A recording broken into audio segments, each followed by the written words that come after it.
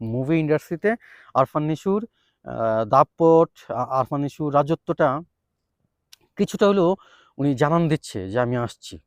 তাই আমি বলছি যে আগামী ১০ বছর সাকিব খানকে মেগা স্টার বা কিং খানকে বিট করবে বা তার দ্বারা কাছে আসবে এরকম নায়ক আমি দেখি না। উনার প্রিয় অ্যাক্টর হুমায়ূন ফরিদি, আরফান নিশুর। তো সেই অর্থে আমরা আরেকটা হুমায়ূন ফরিদি দেখতে যাচ্ছি। এটা বলতে আমাদের লজ্জা হয় কেন? হয় হলো আপনাকে স্বাগতম আমাকে দেখতে এবং শুনতে এই ভিডিওটিতে ক্লিক করার জন্য। যে বিষয় নিয়ে কথা বলবো ভিডিওর টাইটেল এবং থাম্বনেল থেকে বুঝতে পারছেন। মেইন টপিকে যাওয়ার আগে ছোট্ট একটা রিকোয়েস্ট, যারা এখন পর্যন্ত আমার চ্যানেলে নতুন কিংবা পুরাতন এখন পর্যন্ত চ্যানেলটি সাবস্ক্রাইব করেননি, রিকোয়েস্ট থাকবে চ্যানেলটি সাবস্ক্রাইব করবেন। মেইন টপিকে আসি। দাগি, আরফান নিশো। নাটক পাড়ার আরফান নিশো মুভি করছে সুড়ঙ্গ এবং কি দাগি। আমি একটা হিসাব করতে চাই। কেউ মুভি করতে, করতে একটা সময় অনেক মুভি করতে, করতে আইসা সুপারস্টার, মেগাস্টার যাই হইছে এরকম একটা জরিপ ফেসবুকে চলতেছে, হ্যাঁ? ফেসবুকে চলতেছে। আর কেউ ২ টা মুভি করেই সুপারস্টার। এখন আমি আরফান নিশোকে সুপারস্টার দাবি করতেছি না বা বলতেছি আমি এতটুকু বলতে চাচ্ছি আরফান নিশো সুপারস্টার না। আরফান নিশোর ক্যারিয়ারে ২ টা মুভি, ২ টা মুভি সুপার ডুপার হিট। মানে দর্শক জনপ্রিয়তা পাইছে একবারে তুঙ্গে, হ্যাঁ? ব্লকবাস্টার। তো সেই জায়গা থেকে সাকিব খান আর আরফান নিশোকে যদি আপনারা গোলায় ফেলেন একসাথে, এটা আপনাদের বোকামি ছাড়া কিছুই না। দেখেন সাকিব খান আ মুভি ইন্ডাস্ট্রিতে খুব লম্বা একটা জার্নি তার। মুভিতে, হ্যাঁ? বাংলাদেশের মুভি ইন্ডাস্ট্রিতে। আর নাটক পাড়ায় আরফান নিশোর লম্বা একটা জার্নি। এখন আমি যতটুকু জানি সাকিব খান কখনো নাটক-টাটক এরকম কিছু করেনি। টেলিফিল্ম বা নাটক। বাট আরফান নিশো তার কেরিয়ার শুরুই মডেলিং দিয়ে, তার কেরিয়ার শুরু নাটক দিয়ে। এখন সে মুভিতে আসছে নতুন, একেবারেই নতুন। সুড়ঙ্গ দিয়ে তার পথ চলা, রায়হান রাফির হাত ধরে এখন আ শিহাব শাহীনের আ দাগি দিয়ে তার ঠিক এখন পর্যন্ত রেজাল্ট, সে একজন সুপারস্টার। অনেকেই দাবি করতেছে। আমি দাবি না করলেও বা আপনার দাবি না করলেও এটা আপনার ব্যক্তিগত বিষয়। বাট সে একজন এখন সুপারস্টার। তাকে দর্শক চায়। তার দর্শক জনপ্রিয়তা এখন দাগি মুভির পরে আরকি সাকিব খানের অংশে কোনো দিক থেকেই কম না।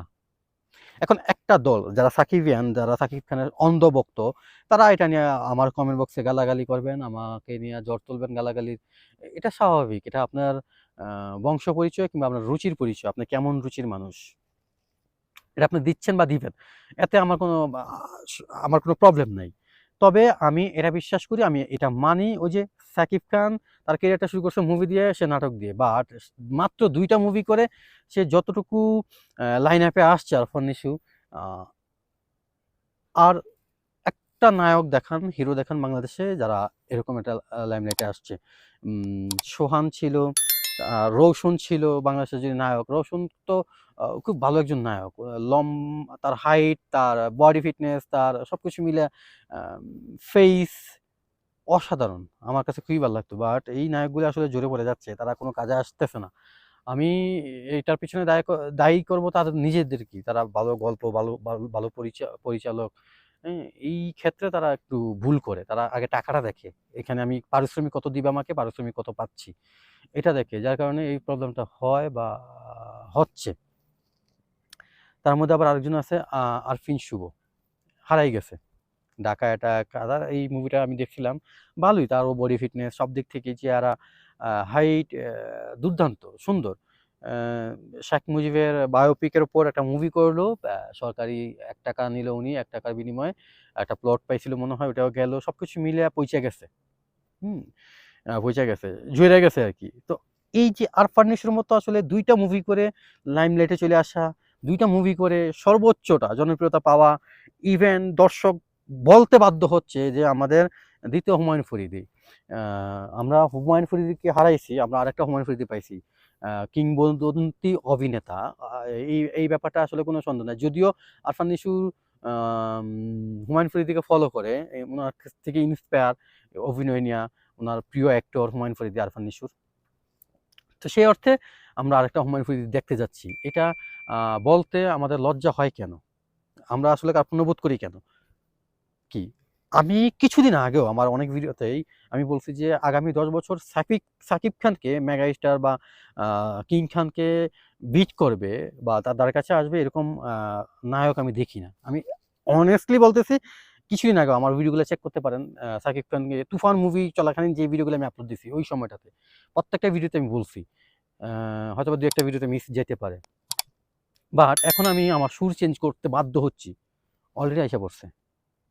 মুভি ইন্ডাস্ট্রিতে আরফান নিশুর দাপট, আরফান নিশুর রাজত্বটা কিছুটা হলেও উনি জানান দিচ্ছে যে আমি আসছি। আমি আছি, একেবারে জ্বলে যাইনি, একেবারে বাংলাদেশের মুভি ইন্ডাস্ট্রি একেবারেই একনায়কতন্ত্র হয়নি বা থাকবে এরকম ভাববার কোনো ওয়ে নেই। এটা আমরা আসলেই চাই। ভালো গল্পের কাজ চাই, আসলে আমরা চাই। একতান্ত্রিক নায়ক, তার উপর মুভি ইন্ডাস্ট্রি টিকে থাকবে, তা জাস্ট ২ টা ঈদে আমরা ২ টা মুভি পাবো, এরকম না। এখানে আরো নায়ক আসুক, তাকে হিট করুক, চ্যালেঞ্জ হোক, তাদের ক্লাশ হোক, হ্যাঁ? কে ভালো করতে পারে, কার ভালো জনপ্রিয়তা বেশি, কোন মুভির গল্প ভালো, কোন নায়ক ভালো অ্যাক্টিং করছে, দর্শকদের মন ছুঁইতে পারছে। এই যে কনটেন্ট গুলা, এগুলা হোক। এগুলা হইলেই ভালো কাজ আসবে, ভালো গল্পের কাজ আসবে, ভালো নায়ক আসবে। সবকিছু মিলেই ভালো কিছু আমরা দেখবো ইনশাআল্লাহ। সো আচ্ছা, এই পর্যন্তই। ভিডিও বেশি বড় করব না। সবাই ভালো থাকবেন, সুস্থ থাকবেন। ভিডিও সম্পর্কে যেকোনো মতামত অবশ্যই কমেন্ট বক্সে জানাবেন। আরেকটা রিকোয়েস্ট, আপনি যদি আমার চ্যানেল নতুন হয়ে থাকেন কিংবা পুরাতন, এখন পর্যন্ত চ্যানেলটি সাবস্ক্রাইব করেননি, দয়া করে চ্যানেলটি সাবস্ক্রাইব করবেন। আর যারা অলরেডি সাবস্ক্রাইব করছেন, থ্যাংক ইউ সো মাচ। আমি ভালোবাসা, অবিরাম। টাটা।